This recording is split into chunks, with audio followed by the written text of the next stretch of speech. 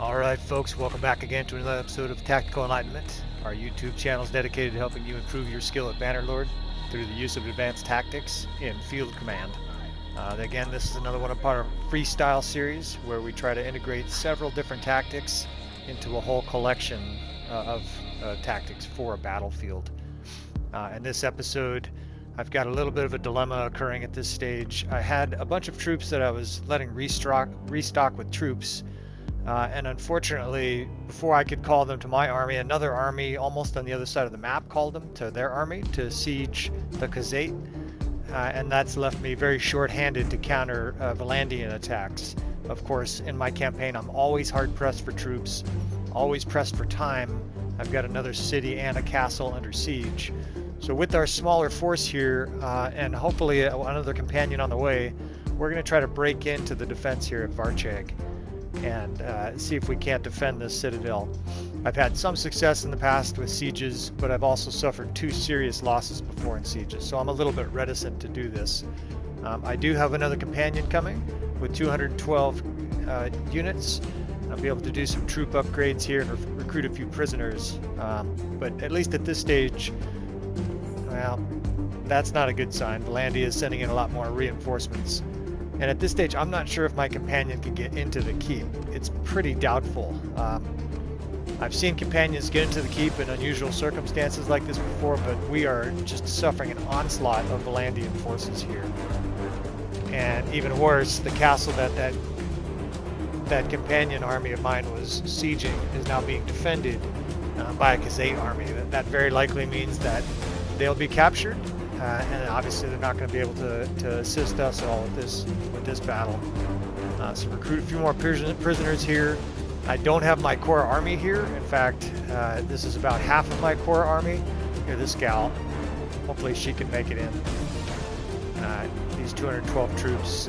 No, don't run. She's running. This is, no. We need you to get, there you go. Get your ass in there. Oh, fuck. Okay. So we either have a coward or she's unable to get in. It honestly looks like she's indecisive, and now we're outnumbered almost 4 to 1. So this is turned into a bad situation. We're kind of cornered here, and one of our allied armies didn't really help. So let's load more javelins here. This is going to be a ferocious siege. We're outnumbered 4 to 1 by a huge force of Valandians. As all my sieges, I like to run with multiple stacks of javelins. That way you have plenty of ammunition for the siege. I run at normal player damage, just because sieges always sort of seem final to me. Unless I fall out, amongst the enemy and get killed in the first 2 seconds by accident, I always fight sieges once. Okay, so what? They're not letting me view the map here and position my troops, so I'm going to view it anyways. I'm going to use the photo mode here. I don't even know entirely what this citadel looks like, so let's take a look here first. Okay, they got a war tower already. I got a nice open area to help defend that side, and then a really closed-in courtyard here on the left flank.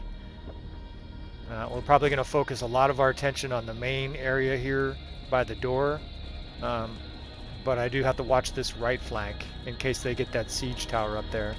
Let's get on this mangonel early on here. I've gotten better at my use of mangonels, although I'm far from perfect. Yeah, we can do some damage here with this. In the early stages of the siege, as the enemy's coming in, right, you want to obviously take advantage of these very powerful siege weapons. If you can, you want to hit their ram. Rams are very hard to destroy, but we'll try to hit their siege tower. And then, of course, these huge clumps of troops. Yeah, that wasn't the best shot. But if I can get my aim in here a little bit, you see the aim there is that little red on the left of the mangonel. You increase that for more distance, and you'll sort of get a feel for it. And hopefully, you can kill 10, 15. Yeah, like that was like 10 kills with one shot. Now I'm a little bit vulnerable here. I don't feel terrific standing here. You can get by enemy counter siege. You can get shot by bows and arrows. So you want to be careful doing this. But in this case, I think the risk is worth the reward. So my primary strategy in all sieges, of course, is to try to isolate the enemy into a certain pocket and then defend the fuck out of that pocket, right? We're going to send a ferocious amount of troops. We'll get archers spread out in case they have a breakout. and more or less try to find where the weak spot in our defense is, and then defend that to the death. There we go. We're getting some good shots in there, killing banner knights by the half dozen. See that their counter siege up there, blasting away at our citadel. If they start firing here, I may vacate this mangonel. There we go. We're fucking these guys up now. I think this was 3,800, 3,900 troops that we're up against. So this rates to be a very long siege. I'm gonna have to try to reposition my reinforcements as they come in. I've got a nice group of guys pouring in that far side. Okay, let's identify some units here. First, third. So the first corps looks like they're down by the door. I can't tell where my sixth corps is. It didn't allow me to organize my units in this siege. I'm not sure why it did that. Usually you have time to organize your units, but in this siege they're not letting me. Okay, my first is over on the far left flank. That's good because they're gonna have probably siege ladders over there. But let's get some archers spread out over here. I like to have archers spread out in places like this, folks, because what you can do is you can get enfilade fire on the enemy as they come through the gates. Now over here on this ramp, they're going to be coming in, right? They're going to be coming in over on this right side, and those archers will basically have double duty. They'll be able to shoot the guys coming on the ramps. Let me throw some of these rocks. Some days I have spectacular luck. These are not the exploding rocks, so these are not especially damaging. I'm going to try to save my javelins, though. This is going to be a long counter siege. Man, I'm just whiffing. Well, we're killing like one or two guys. It's kind of a waste of time. So this area here with their siege tower is problematic, right? They're going to be pouring guys up over there. I see it just started to open up, so the guys are going to start pouring up there. Oh, shit. Get a few javelin shots in here. My men are going to be able to defend that for a while, and that broad open area back there, I should be able to get archers at some point, but I got to make sure I don't have other weak spots here, right? I need to essentially check these 3 locations.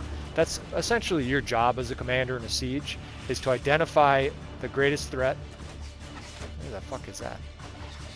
Oh, that's weird. That is like a visual bug on my end. So we're identifying the greatest threat. This is not too big of a threat. Those guys on those ladders are going to have a hell of a time with our troops there trying to get up. This is a threat, though. This is probably the major threat. There's a large force already at the gate. Where the fuck are these guys going? Sometimes the artificial intelligence does brilliant things, and other times it does incredibly stupid things. At least this guy's throwing rocks, although she fucking whiffed. Out of my way. We're going to throw some of these rocks down as the enemy pours through this main gate. Anytime the enemy is bottlenecked, you really want to take advantage of it, right? I'm going to throw these rocks. You're killing 6, 7, 8 guys at a shot. And these guys are all bottled up, right? Oh shit, someone shot me. Let's take a look at how the defense looks. Oh, that's a big force already pouring in there. So I'm gonna have to do some manual controls. You don't typically want to do a huge amount of micromanaging and keep defenses. But I've found it necessary. I've gotten a little bit better. I understand the system a little bit better.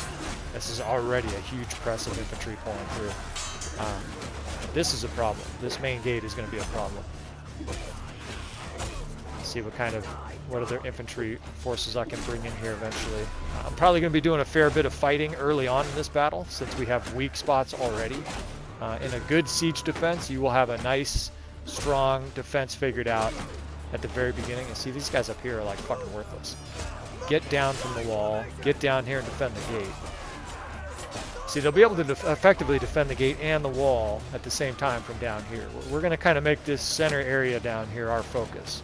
I've got archers absolutely raking those guys up there on the wall. See how I meant by double duty? Those archers can shoot the guys coming in through the main gate, but they can also absolutely plaster these troops coming over from their siege tower. Gal's getting from the corner here. Ugh.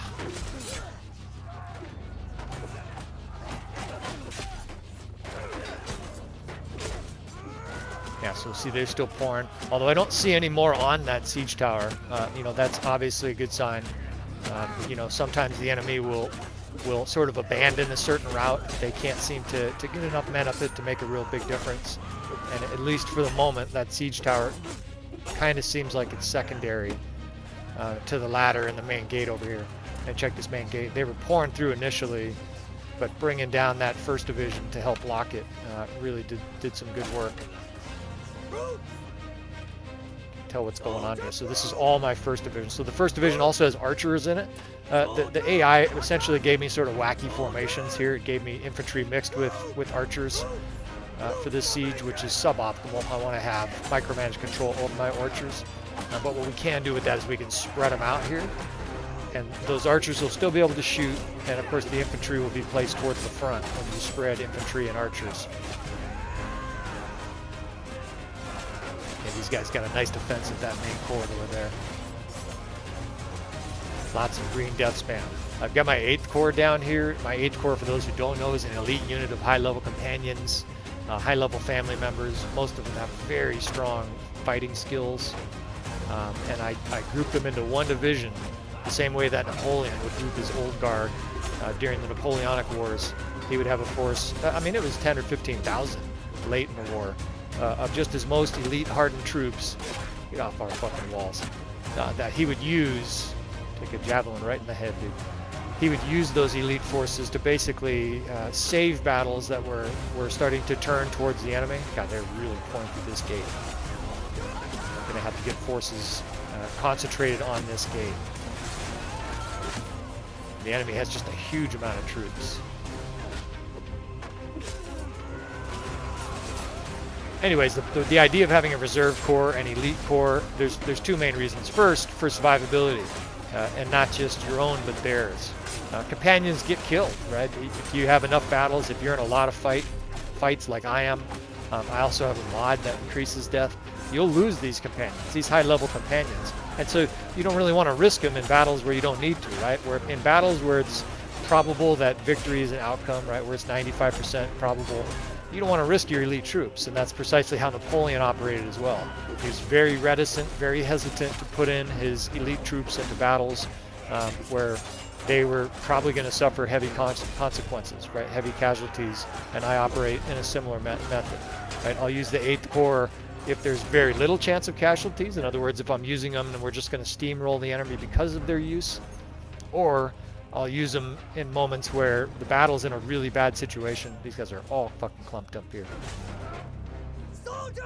These guys spread out. I do have this nice corridor in here where I can spread these archers out.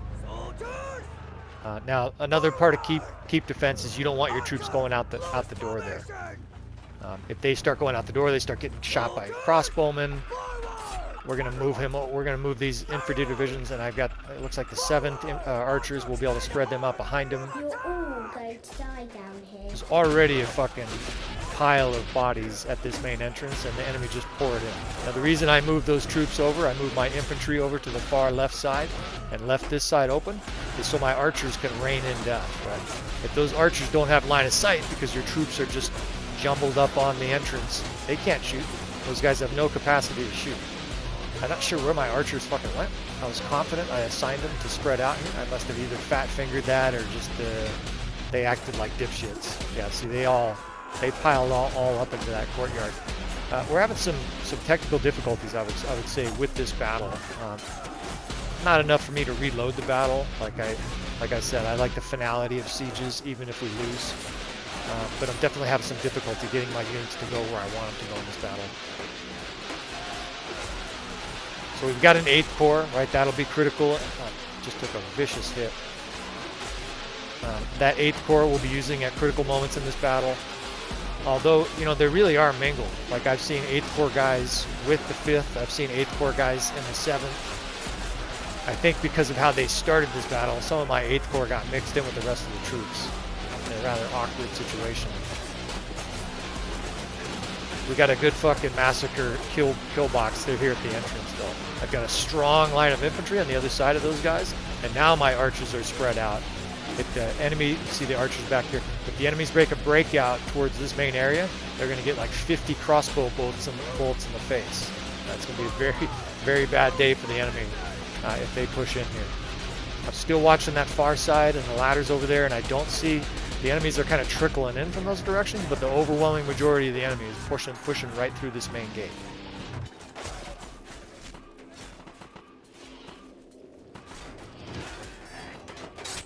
Take another peek here. Sometimes the AI gets jumbled up and they'll have like 300 guys just staring at the ladders. It's an unfortunate part of the game. Let's see if we can toss this stone and kill a few more guys. See, they're all bottled up. We just fucking rain death on them. I wish I had a dozen more stones. We'd do some real killing right there. Look at all the bodies here. There's guys like hanging off the walls. Okay, yeah, see, they're just trickling through here. This is a virtually no threat. 1 or 2 guys at a time. You know, you can just do a little target practice with your javelin skills, throwing it right through their fucking shields. Holy fuck, that guy took 359 and didn't drop. These troops, for people who don't know, my campaign is pretty lightly modded, but one of the mods I've used in the past basically dramatically improved the strength of the enemy. I was really starting to conquer my map. I had about a third of the map conquered, and I did 2 things, well, 3 or 4 things really, but 2 major things to increase the difficulty. The first thing I did is I declared war on everybody except Sturgia. I said, fuck it, we'll fight everybody.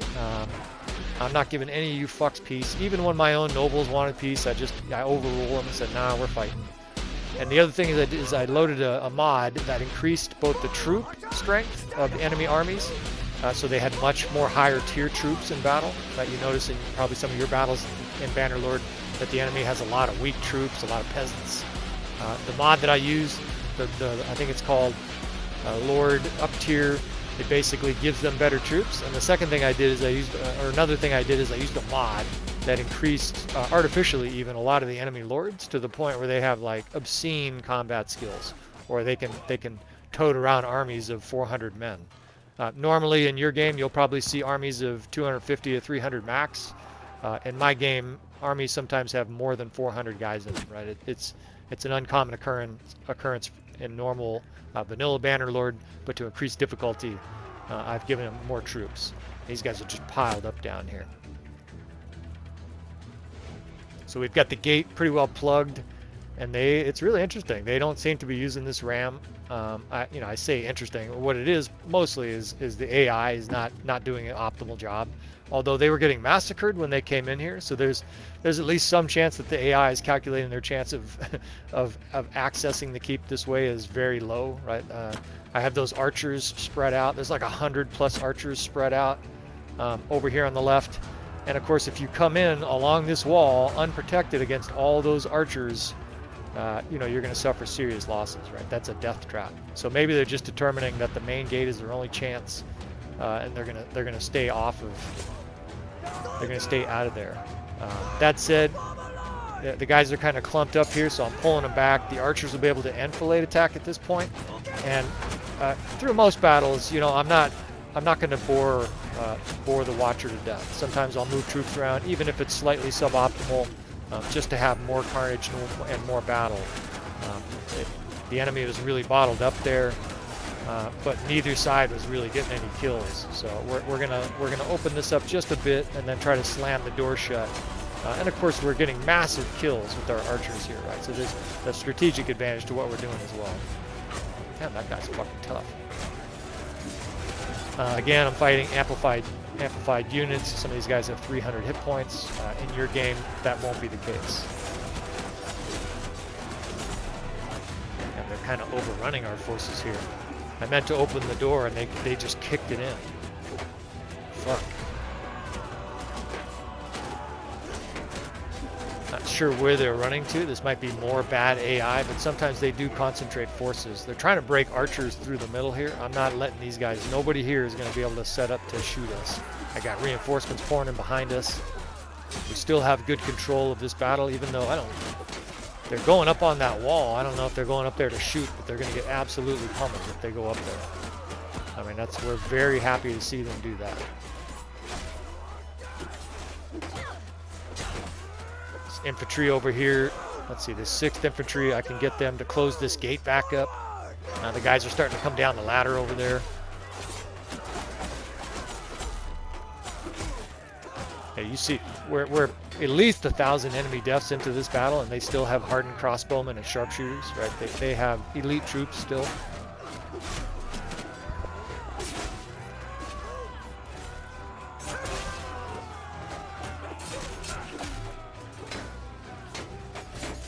Sometimes you can pin the enemy like this and just have a devastating siege defense. I've been in other battles like this where things got very bad in a hurry. This is a beautiful setup. Look at the archer fire. Those guys are getting absolutely mangled on that wall. We've got troops on the stairwell there. There's a good defense at the gate. They're trickling through on the other side, but trickling enemies they're dead. They have no chance. It's like 2 guys at a time, right? Those guys they're getting shot. They're getting mauled. I'm cutting their head off with my axe. That guy took a headshot right before he took a swing at me.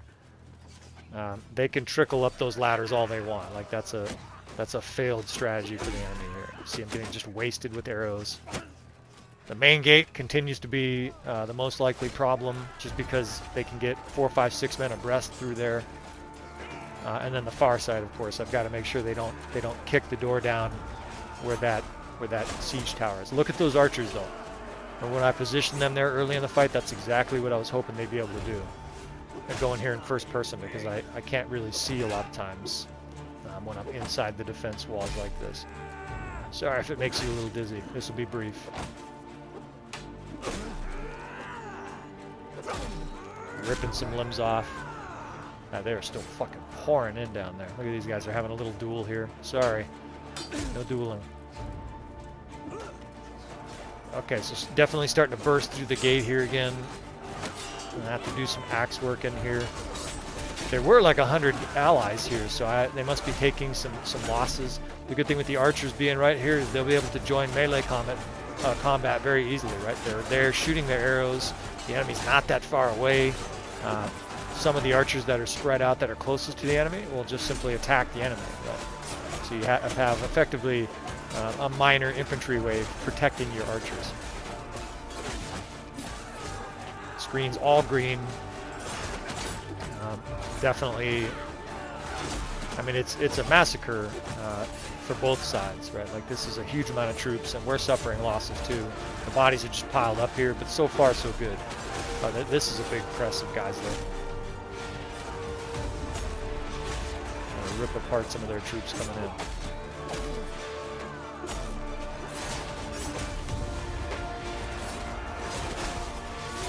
I gotta watch my health at this stage off.